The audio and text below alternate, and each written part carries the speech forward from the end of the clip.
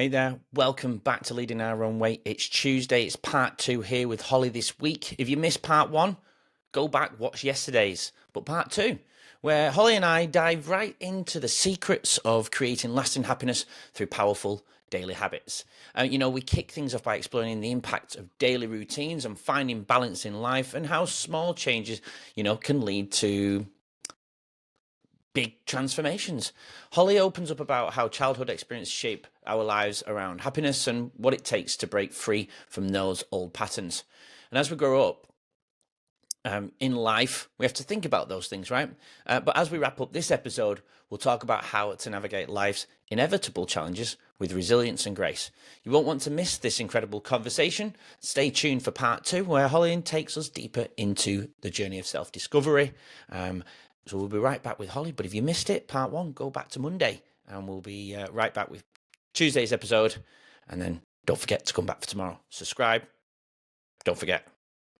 Here's Hol. You can visualize every hour of the day and how you want to feel, what you're going to lift at the gym, what it's going to look like when you jump on this podcast, and what are you going to feel, how are you going to feel, what's it going to look like, what opportunities came into your life, who do you meet. You can visualize all of this. And I've been doing this for so long now and so have my clients, every time that we don't do this, our day isn't as productive. We don't manifest these awesome opportunities, and we just have such an amazing, happy day.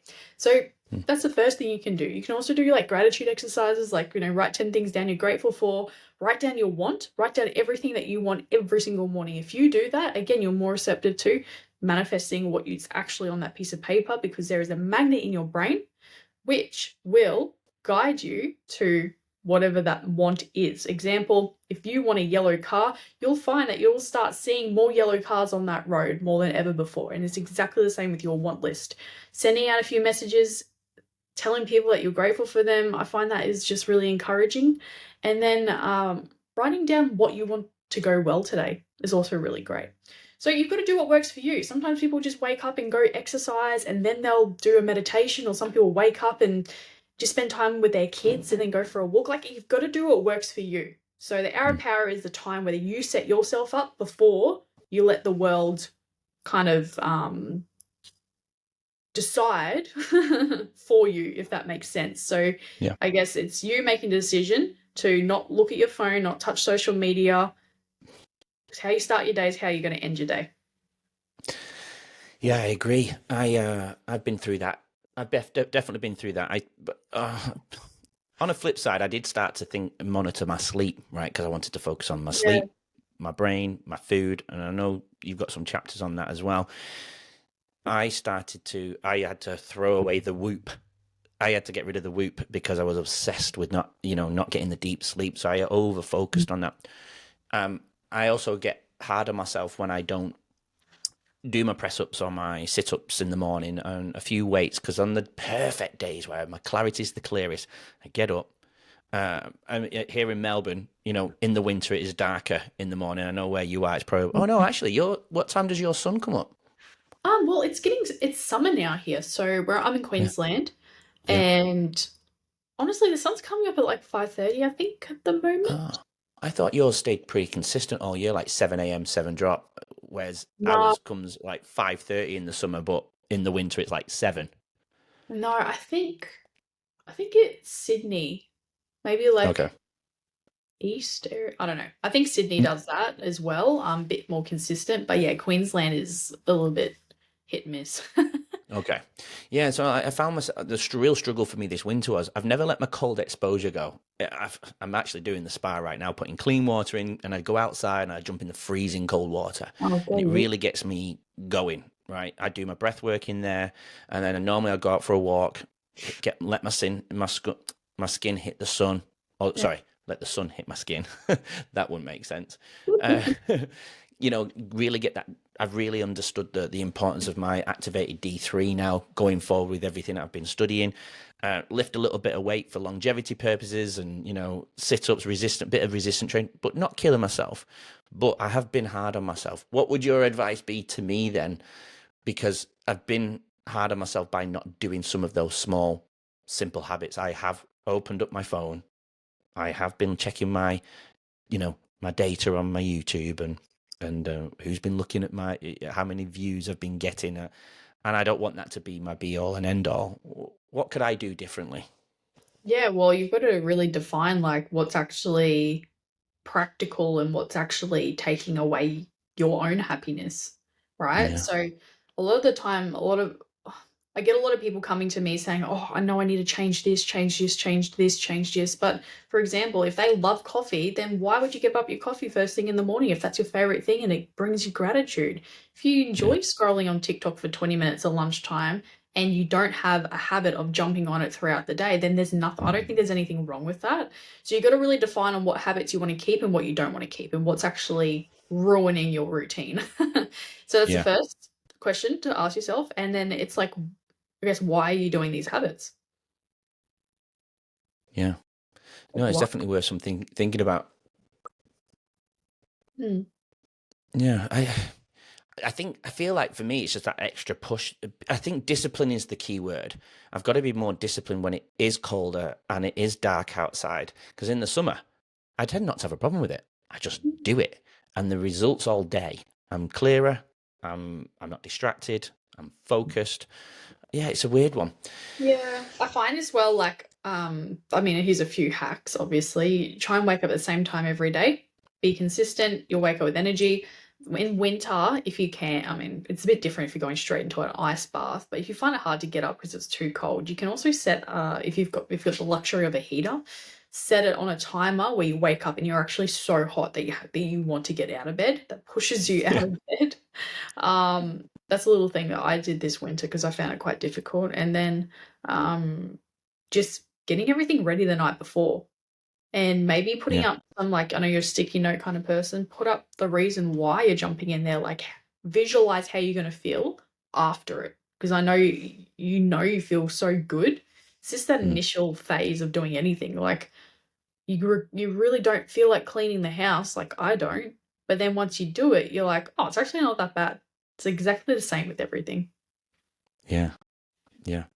All right, let's get back to you because I know we'll dip in and out of the book because I want to talk about food and nutrition, and I want to talk about um, the habits of forgiveness as well. I want to talk about that because sometimes I don't feel like I've done that so much. Um, Definitely a lot better than I used to be, but we'll get into that. What do you do professionally then? If I was to come to you, what if somebody went to your social media? What would they see? Yeah, what do you do every day? Yeah, so my specialty is accountability. So I work with business owners to execute their goals so they can build profitable businesses. Mostly it's not just business owners, but people who need a plan in place, the right habits, the structure, the accountability so they can actually execute, which then gets a result. And yeah, I work one on one with people. We also have a community where it's an accountability group. There's three main pillars. Like I've got the whole entire happiness formula, which is the 30 habits course called the happiness formula. And you dive deep into each habit in my book. So part of that, there's pretty much three pieces that are really important to getting a result, and that's your habits and routines, your planning, and then your accountability and execution. So with those three things in mind, I've built a formula that works really well because a lot of people get stuck and they don't even get to the point where they're able to see a result because they've given up halfway because it all gets too hard. So it's like, how can we simplify it? How can we make it easier if it's to build a business, lose weight, or whatever it is they're wanting to achieve? So, do individuals come to you at the side of the businesses as well? Like you just mentioned about the fitness side. I know you've got a bit of a history with the fitness side of things too. So, yeah, do individuals come to you as well, like an everyday Yeah. person? Yeah. Most people generally want to change their routine and their habits so they can perform better as a performance coach. Mm. So it's usually a lot to do with, okay, well, what can we do to absolutely transform your routine so we can get the most out of your day? Morning routine, nighttime routine, workday routine, fun, joyful things that bring you happiness. Just creating a really good work-life balance. But then people fall off the wagon because they don't plan the days the night before, or they're not held accountable to the plan that they want for whatever their goal is. And that's why people fall off the wagon. So that's what I built. I built a formula that allows people to learn to teach, or teach them and learn to hold themselves accountable, which I don't know anyone else who does that. Yeah. So you're filling in that gap in the market, aren't you? I suppose. Yeah. With the oh, I've gone blank now. The person, if I was a shadow of Mm. you, and you would go into can you think of a scenario? Have you got a success story that you can share with us regarding an individual, obviously without naming names, or a business? Could you give us a success story that you are happy to share? Yeah, I'm just trying to think of one of many. Yep. Okay. Well, this business owner came to me super depressed. She had a massive franchise business and was earning, all right money, but the loss was just terrible. So she was just super depressed, unhappy, didn't know what to do. Her days were a mess. She had no routine in place, wasn't working on money making activities, so the business wasn't moving forward. She wasn't looking after herself because she was looking after everyone else, her whole team. So first thing we did, we implemented the hour of power morning. She went for a walk, she said her affirmations, then she worked on her money making activities. She had a good, nutritious breakfast, and then she went in, had a daily or weekly meeting with her team. So communication was obviously key there. And then we just absolutely transformed her morning routine all the way into her nighttime routine, where she would, shut off her phone, wouldn't answer messages, read or just unwind, and then actually have a decent sleep. So that was the starting process. The second process was the planning. So I used my $1 million planning system. I told her how to plan her weeks, her days, her months, and her quarters so efficiently that she just couldn't fail. It's really that simple. The only time you will is if you don't execute. So then I held her accountable every single week. Now, within this, she, like within 60 days, 90 days, she was the happiest she's ever been. She was the healthiest she's ever been, giving up alcohol and just eating well and sleeping really well and feeling really good, exercising again. And her revenue increased by 30% within 60 to 90 days. So I think it all starts with making a decision to change your habits and your routine. And then it really all just stems from there. What you've just really summed up there is it's about the self, isn't it? Mm. I've thought about like a little bit of a leadership course or doing something else, like and creating the sense of creating it. And after diving even deeper, I thought you name them pillars, and I think I named them pillars, and I got it from the Diary of the CEO, Stephen Bartlett's book. I don't know if you've read that. No. Have you read that? It's amazing. So you use the word pillar, and so does he. I think my first pillar would be the self. You cannot work on anything. Like, I don't know anything about budgets. I'm not a business. I don't have the business mind, but I want to bring that human side back into leadership, back into every human. And I think we have to start with the self. I think the self is so important. And that's what you've done there. And one of your days, I think it's day 13. I was going to bring this up and you've just brought it up, so I might as well do it now. But a happy night routine. We talk about morning routines, but no one ever seems to talk about night routines. Whether it is switching the phone off, like you say, or turning the Wi-Fi off, whatever it may be. What do you do for your night routine then? Yeah, so my nighttime routine consists of I'm very strict. Like, let's be honest, I am a very strict kind of like, it's not all the time, but most of the time, and I'm a structured person, and Yeah. I like it that way. But I also love like non-structure on the weekend, so I like a bit of a variety. So my nighttime routine consists of 6 p.m. is always dinner with the family, and then we put Jasmine in the bed, and then me and my husband spend some time together. Depending on what we do, sometimes we play games, sometimes we watch an episode of the TV show we're watching, and then generally 8 to 8:30, brush our teeth, and then literally start reading. So I'll start reading for half an hour before I go to bed, and generally by 9 o'clock, lights out, bedtime. Now, what I like to do before I leave the office is that, like, your day will always start the night before. So if you use that phase or whatever you want to call it, I like to do end of day reports. So most of my clients do these, my VA does these, like, and it's a simple planning process. You can ask yourself, you can do reflection questions as well, like, what went well today? What can I do better tomorrow? what are my 3 MITs? So 3 most important tasks for the following day. If these 3 MITs don't get done, then the needle doesn't move forward. I wouldn't pick any more than 3, and they really shouldn't take you any longer than 3 hours. Otherwise, it becomes a long to-do list and nothing gets done. And then you can ask yourself, what am I grateful for today? How can I help someone else tomorrow? Is all my MITs in my calendar?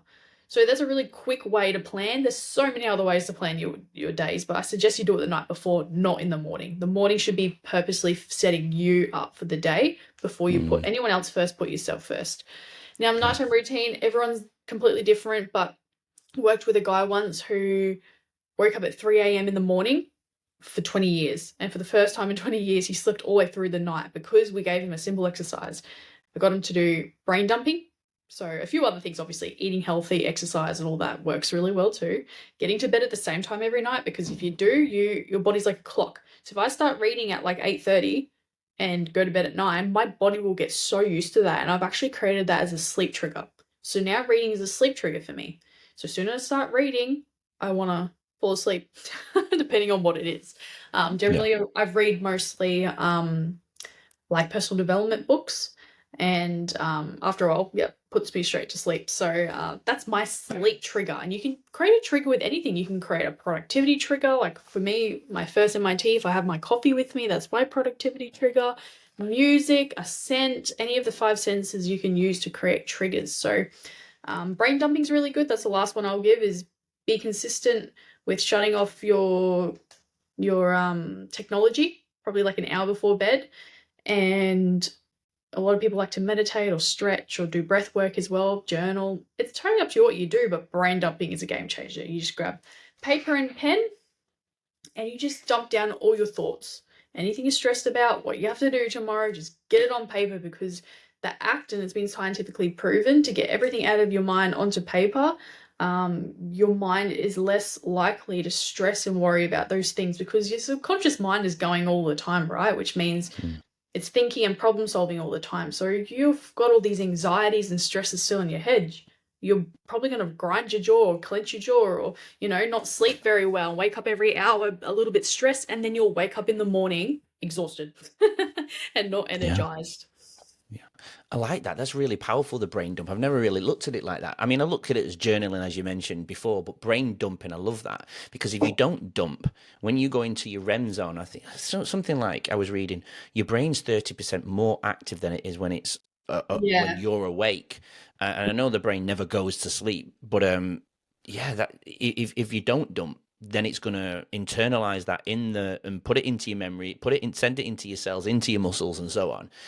Whereas if you release it, yes, it might still be a little bit in your head, but because you've got it out, it'll affect your head, your memory, so less, wouldn't it? I guess. Yeah, I think, look, it's almost like a problem-solving game where if you get it out of your head and put it on paper, you have the visual awareness, and when it's all in your head, it's a big deal and you don't know how to achieve it. When it's on paper, it doesn't seem as scary.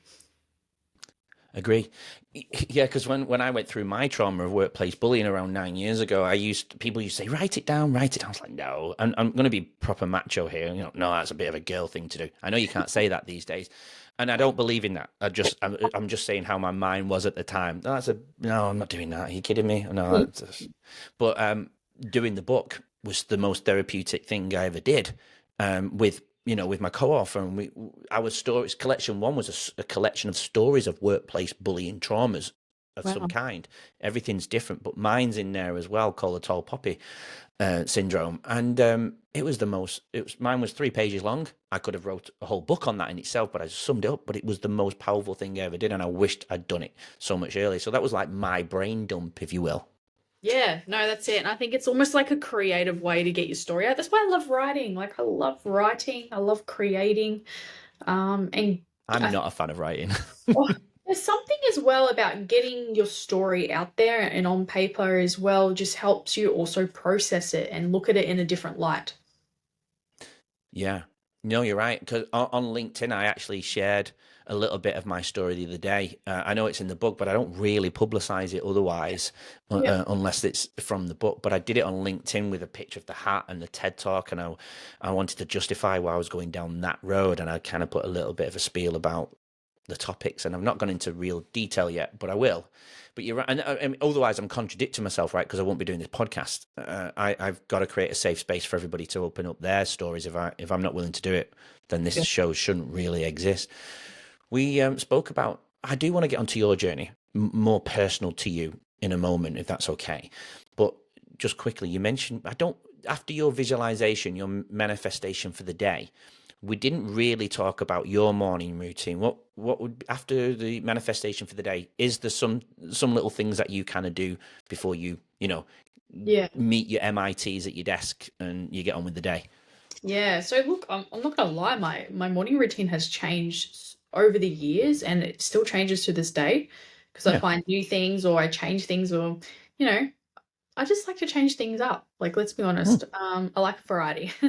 So when it comes to my morning routine, before I had Jasmine, my 15-month-old daughter, it was very much like, I just remember it back in the day. Like, you can see the bleached blonde haired version of me behind you in that photo. Let's That bring it version up. of me, that version of me would wake up at 4 a.m., have a black coffee. Yep, there I am.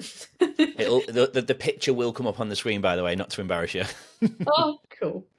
Like it's professional. That's a good picture. Yeah, it's a Suits you. good photographer took that one.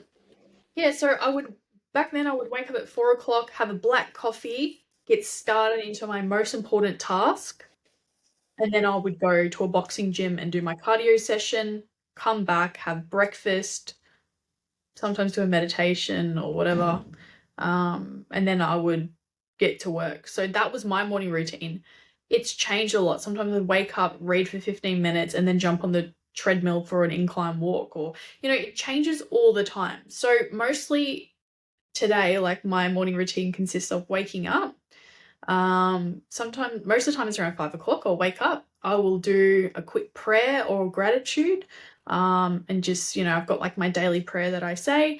And then I get out of bed and I start, as I make my bed, I start saying affirmations. I've done this for so long now. This is part of my morning routine. Yeah, Start saying it's affirmations ingrained. like, today's going to be a great day. Everything comes to me easily and effortlessly. And I'll just say that out loud, starting to declare what I want for the day. And then I'll go, like this morning, I'm not a huge journaler, but I've started this new journaling process where I'll write down 10 things I'm grateful for, 10 things I want, kind of like what we talked about before, 10 things good that could come from the day. And that took 10 minutes, not half an hour. I think journaling for me for half an hour is, something that takes up a lot of time when you have a daughter who's literally going to wake up any minute. So my morning routine has to be short, quick, and efficient to help me become the best mom, the best business owner, the best wife I possibly can be, before my daughter wakes up. Join us tomorrow to hear more from today's incredible guests and learn valuable insights to help you lead your own way. Don't forget to subscribe. We'll see you then.